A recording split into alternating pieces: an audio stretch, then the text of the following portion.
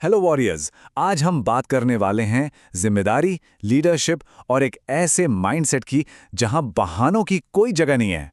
ये सारे सिद्धांत आए हैं जॉको विलिंग की एक बहुत ही पावरफुल किताब से, जिसका नाम है एक्सट्रीम ओनरशिप।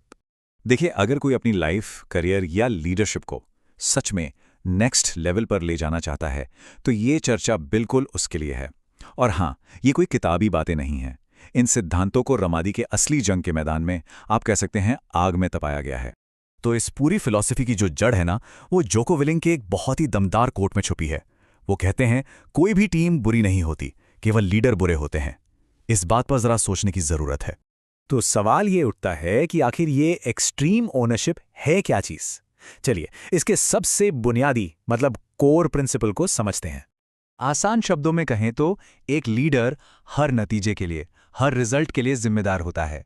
जब कुछ भी गलत होता है ना, तो उंगली उठाने के लिए कोई और नहीं होता। सारी की सारी ओनरशिप, पूरी जिम्मेदारी सिर्फ और सिर्फ लीडर की होती है। और पता है यहां सबसे दिलचस्प चीज क्या है? ये है माइंडसेट में आने वाला बदलाव। एक तरफ है पुरानी सोच जो हमेशा दूसरों पर इल्जाम लगाती है, बहाने ढूंढती है, और दूसरी तरफ है एक्सट्रीम ओनरशिप का माइंडसेट जो पूरी जिम्मेदारी लेता है और सिर्फ सिर्फ समाधान खोजने पर ध्यान देता है। चलिए अब बात करते हैं हमारी ग्रोथ और लीडरशिप के सबसे बड़े दुश्मन की, और वो दुश्मन है बहाने बनाने की आदत। अक्सर सुनने को मिलता है ना? अरे सिस्टम ही खराब है, मेरी टीम ही कमजोर है, या हालात ही गलत थे। ये सब आम बहाने हैं, और ये जो सोच है ना, ये सीधा सीधा इल्जाम दूसरों पर डाल देती है। नतीजा, खुद को सुधारने का कोई रास्ता ही नहीं बचता। तो फिर पॉइंट क्या है? जोको का तर्क ना एकदम सीधा और साफ है। अगर प्लान फेल होता है तो लीडर फेल होता है, बस। इसमें कोई बीच का रास्ता, कोई अगर मगर नहीं है। तो दूसरों पर उंगली उठाने की बजाय एक सच्चा लीडर ये प्रैक्टिकल कदम उठाता है। सबसे पहले अपनी गलती मानो, दूसरा उस असफलता से सीखो, और तीसरा अपने प्लान को बेहतर बनाओ। देखिए, ब्लेम गेम आपकी ग्रोथ को वहीं का वहीं रोक देता है, जबकि ओनरशिप लेना सुधार के सारे दरवाजे खोल देता है। ठीक है, तो ये कॉन्सेप्ट असल में काम कैसे करता है? एक बात समझनी होगी, एक्सट्रीम ओनरशिप सिर्फ बॉस लोगों के लिए नहीं है। नहीं, ये टीम के हर लेवल पर, हर किसी पर लागू होती है। इसका मतलब ये है कि लीडरशिप दोनों दिशाओं में बहती है। कोई सिर्फ अपनी टीम को ही लीड नहीं करता, बल्कि अपने सीनियर्स को, अपने मैनेजर को भी ऊपर की तरफ लीड करता है। कैसे? उन्हें जरूरी जानकारी और सपोर्ट देकर। और ये ओनरशिप का एक और लेवल है। एक लीडर होने के नाते साफ साफ बात करना, यानी क्लियर कम्युनिकेशन, किसी की जिम्मेदारी है। सोचिए, अगर टीम कंफ्यूज्ड है तो ये उनकी गलती नहीं, ये आपकी गलती है।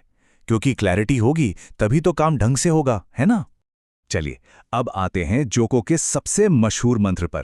एक ऐसी लाइन जो एक्सट्रीम ओनरशिप के पीछे की पूरी सोच, पूरे माइंडसेट को समझा देती है। ये है एक वॉरियर के कोड का सबसे बुनियादी नियम। और हां, सुनने में ये थोड़ा उल्टा लग सकता है, अनुशासन से आजादी, पर ये बिल्कुल सच है। चलिए समझते हैं कैसे।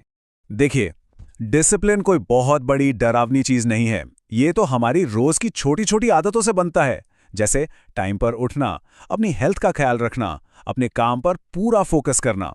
यही छोटे छोटे अनुशासित कदम एक बड़ी कामयाबी की नींव तैयार करते हैं।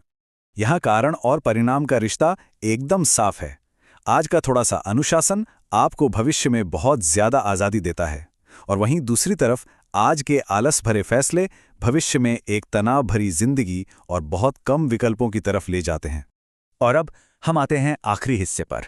ये एक कॉल टू एक्शन है, एक सीधी बात जहां जिम्मेदारी सीधे तौर पर खुद पर लेनी होती है।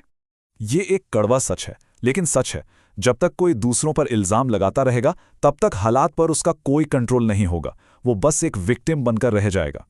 और असली ताकत का राज यहीं छिपा है। ओनरशिप लेना ही कंट्रोल वापस पाने का एकमात्र तरीका है। जैसे ही जिम्मेदारी ली जाती है, आप फौरन समाधान ढूंढने की पोजीशन में आ जाते हैं। और ये सिद्धांत सिर्फ काम तक ही सीमित नहीं है। नहीं, इससे जिंदगी के हर जरूरी हिस्से पर लागू करना होता है। लाइफ, करियर, हेल्थ, फाइनेंस, इन सब की पूरी जिम्मेदारी सिर्फ अपनी है।